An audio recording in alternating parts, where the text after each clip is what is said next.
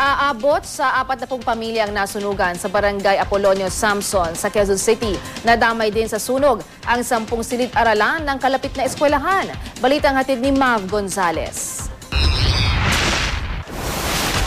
Mag-alas 6 ng gabi nang gulatin ang mga taga-barangay Apolonio Samson ng sunog na nagsimula sa kusina ng isang Evelyn Lagunsad sa Sampaguita Street. Mabilis itong kumalat sa 20 bahay at umabot sa 5th alarm bago naapula alas 6:55 ng gabi.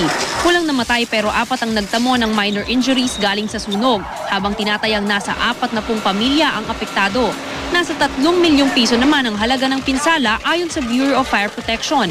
Pahirapan daw ang pagresponde dahil maliliit ang kalsada at iisa ang daan patungo sa nasunog ng mga bahay.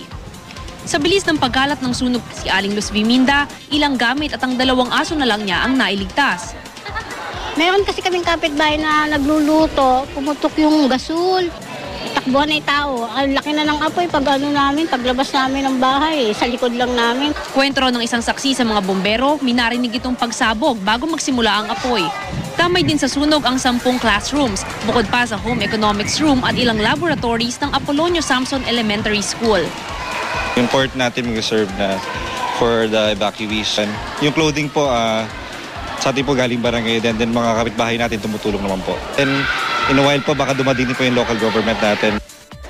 Mav Gonzalez, GMA News.